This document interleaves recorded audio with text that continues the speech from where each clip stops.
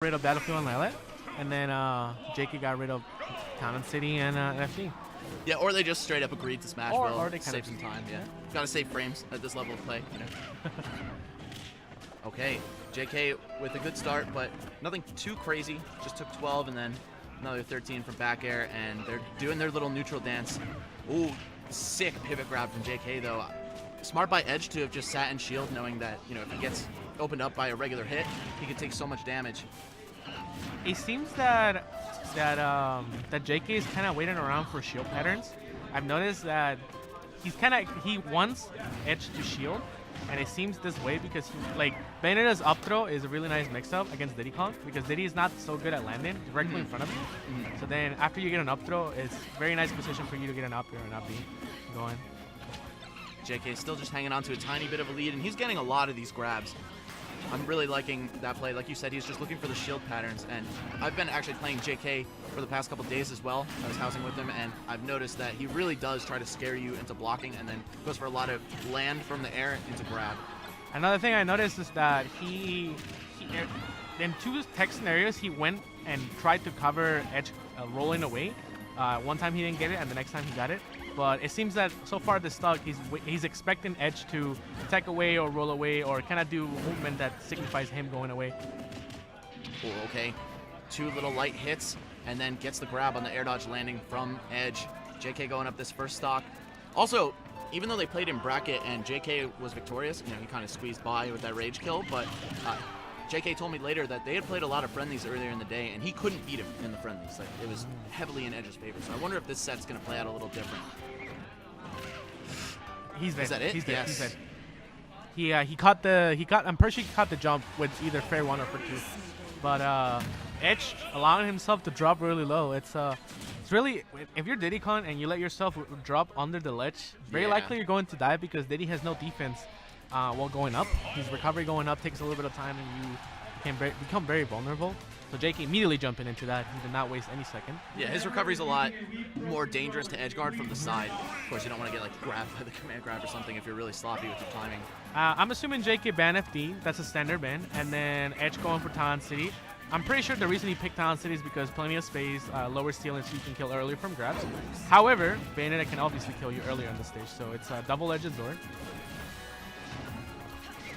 Okay, got Edge pressed to the edge, actually, and then he just went with the side B, flying across to reclaim some stage control. However, JK's just been all over him since then. Oh, the landing lag actually preventing him from getting that platform chase. It seems that Edge is not really DIing that much. He seems to be DIing a little bit. He doesn't seem to be really trying to DI. Yeah, I've noticed so many players just in the past 2 days, because we've seen so much Bayo on stream here, that almost nobody has that really good smash DI out of Bayonetta's combos. And it makes such a difference when you see somebody who actually knows how to get out. Yeah, I feel Tweak is a really good example of very, very good DI. Also, the Bayonettas themselves, when we saw the mirror match between QB and JK last night, they were both just falling out of everything. JK positioned himself on top of the platform, waited for, he expected Diddy to go high up with side B, and then just full up double upper. Bayonetta's double upper will always cover air dodge, no matter what you do. So if you air dodge the first one, it's almost 100% you getting hit by the second one. Unless you're like Mewtwo. Right, and it was very smart to just go underneath Monkey Flip too, because it's kind of hard to challenge from up front, but of course from above and below. Yeah, no hitbox. Yep. Edge though needs to make a response quickly. Doesn't opt to pull the banana out. He's just scrapping it straight up against JK here. Oh, and that's twice now that he fell out of that. Yeah, good DI away, good. He had very good DI immediate. It seems that he also smashed DI it too. He went a little farther than usual. Up to upper, not gonna kill. Yeah, even with the air dodge read, of course, a little bit of staleness, no rage, all kinds of factors contributing to JK's survival there. And also the fact that he air dodge means that he drops down below a little bit further. So if he, for example, if he got the upper immediately after he air dodge, he would have gotten the kill, but because JK dropped a tiny bit, it allowed him to survive. Yep. And also Edge closing the stock out with perfect pivot in to up tilt, catching JK, I believe, jumping from the edge. Just gonna get caught on his landing.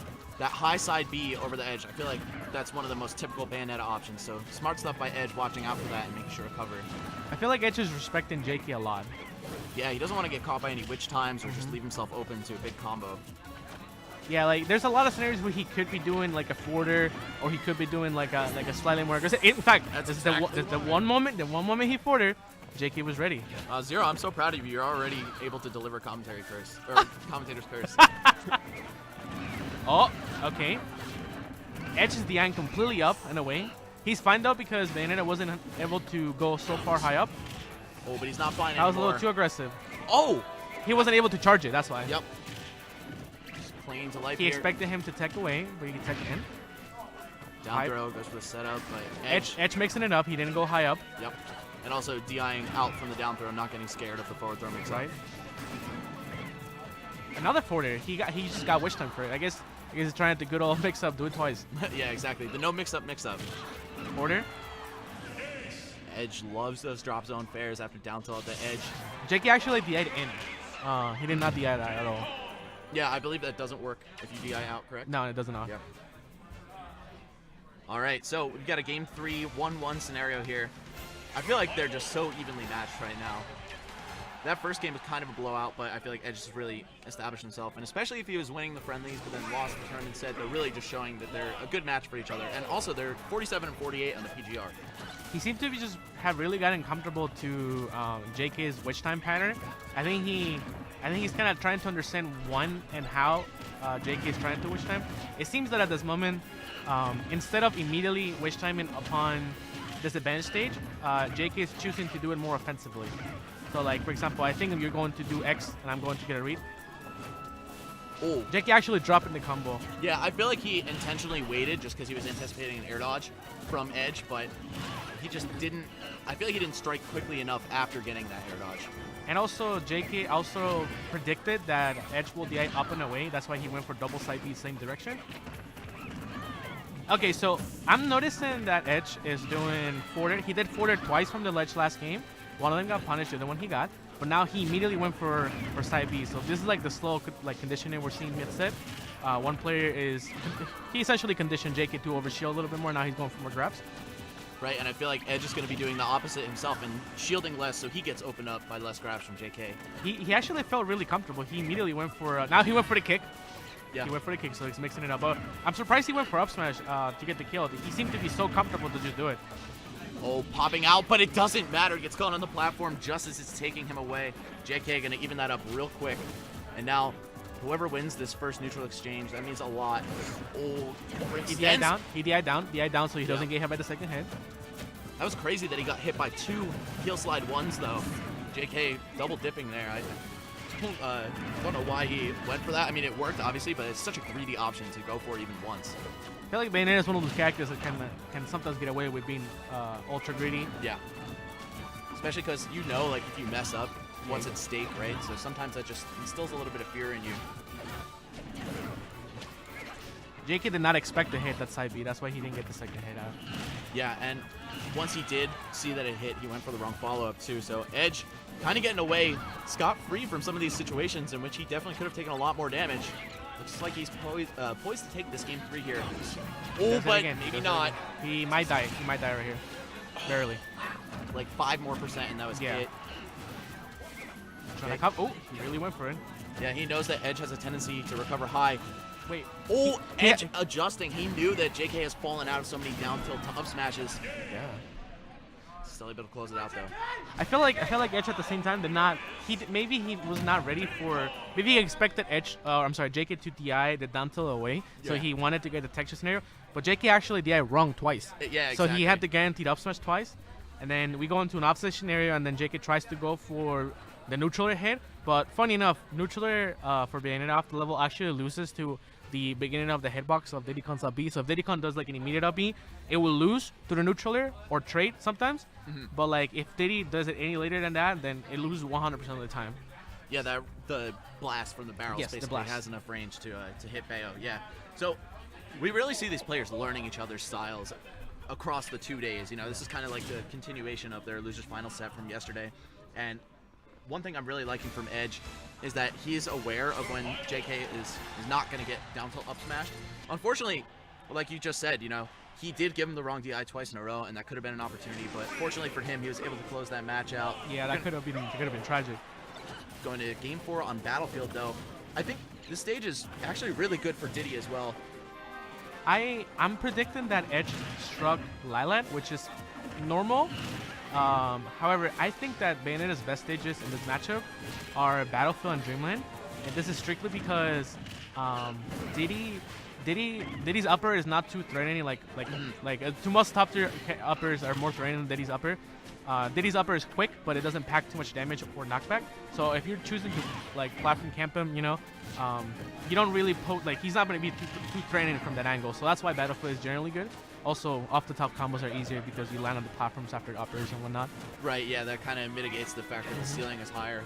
And also, if Diddy does try to pressure Bayonetta through the platform, Witch Twist has such a low ground hitbox that it can scoop him up and then you can start the combo from there. It really does. Edge, though, just looking so clean in this fourth game here. Edge baited it out. The same scenario where he's getting forward after trying to ledge trap. He actually just waited at this time and then baited at the witch time.